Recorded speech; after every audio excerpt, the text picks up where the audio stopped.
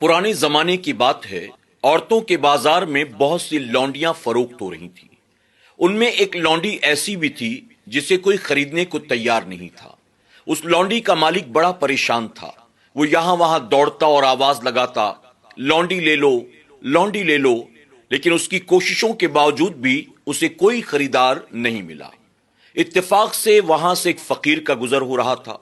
जब उस फकीर ने उस लौंडी के मालिक की परेशानी देखी, उसे उस पर रहम आ गया। उसने आगे बढ़कर लौंडी का सौदा किया और उसे खरीद लिया। जब उस फकीर ने लौंडी को खरीदा तो कुछ लोग करीब आए और आकर कहने लगे, बाबा, तूने बड़े खसारे का सौदा किया। आखिर तूने इस लौंडी को क्यों खरीदा? इसे खरीदने को कोई तैयार नहीं था क्योंकि ये लौंडी पागल है। यह सुनकर फकीर ने कहा, मेरे हक में जो कुछ बेहतर होगा अल्लाह जरूर मुझे वो अता करेगा। ये कहकर लौंडी को अपने साथ लेकर वो फकीर घर चला गया।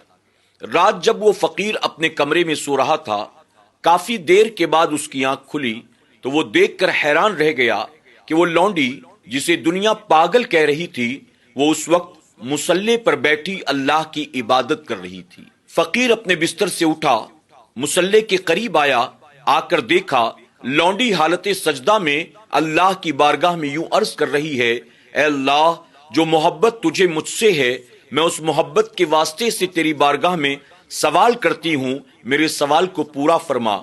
ऐ अल्लाह, जो मोहब्बत तुझे मुझसे है, मैं उस मोहब्बत के वास्ते से तेरी बारगाह में सवाल करती हूं, मेरे सवाल को पूरा फरमा।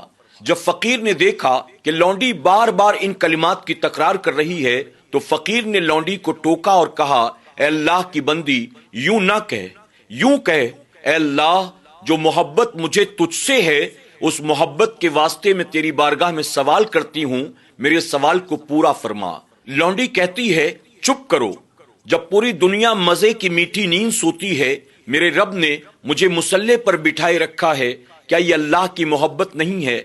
मैं मुसल्ले से उठना भी चाहूं, अल्लाह मुझे अपनी इबादत में लगाए रखता है, क्या ये अल्लाह की मोहब्बत नहीं है? यकीनन मेरा रब मुझसे मोहब्बत करता है, इसलिए मेरे रब ने मुझे अपनी इबादत की, अपने जिक्र की तौफीक अता की है। नाज़रीन इकराम, अगर हम चाहते हैं कि अल्लाह तबारक तआला हमें दुनिया और आखिरत में इज्जत अता करे तो हमें अपने रुख को अल्लाह की तरफ फेरना होगा। वो दिल जिसमें अल्लाह की मोहब्बत ना हो, जो दिल अल्लाह की मोहब्बत से खाली हो, उसे होश नहीं है कि आखिरत में अल्लाह की बारगाह में मुझे जवाब देना है। ये जिंदगी के एक एक लम्हात यकीनन अल्लाह की बहुत बड़ी नेमत है। हमें चाहिए कि हम मौत आने से पहले अपने रब से सुलह कर लें, अपने मामलात को दुरुस्त कर लें, अपने रब की बारगाह में सच्ची तौबा कर लें। हम इस बात पर गौर करें कि हमारी तख्लीक का, हमारी पैदाइश का असल मकसद क्या है। क्या अल्लाह तबारक ताला ने हमें जमीन पर इसलिए पैदा किया ताकि हम माल कमाएं, हम इज्जत और शोहरत और दौलत हासिल करें? क्या हमारी पैदाइश का मकसद यही है कि हम दुनिया में उलझ कर रह जाएं, जैसे दुनिया की मुशरिक कौमें अल्लाह की नाफरमानी और बगावत में जिंदगी गुजारती हैं? क्या हम मुसलमान होकर, हम मोमिन होकर उन्हीं के नक्शे कदम पर चलें, अल्लाह की नाराजगी मोल लें, गुनाहों में जिंदगी गुजारें? नहीं, हमें चाहिए हम अपने रब को राजी करें, अपने आप को गुनाहों से बचाएं और जितना ज्यादा से ज्यादा हो सके तौबा और इस्तगफार की कसरत के साथ अल्लाह की इबादत में अपनी जिंदगी के लम्हात को गुजारें। कामयाब यकीनन वो होते हैं जो अपनी जिंदगी को अल्लाह और उसके प्यारे महबूब सल्लल्लाहु अलैहि वसल्लम की रजा के मुताबिक गुजारते हैं।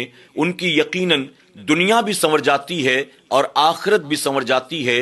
अल्लाह हम सबको इन बातों पर अमल की तौफीक अता फरमाए। आमीन या रब्बल आलमीन।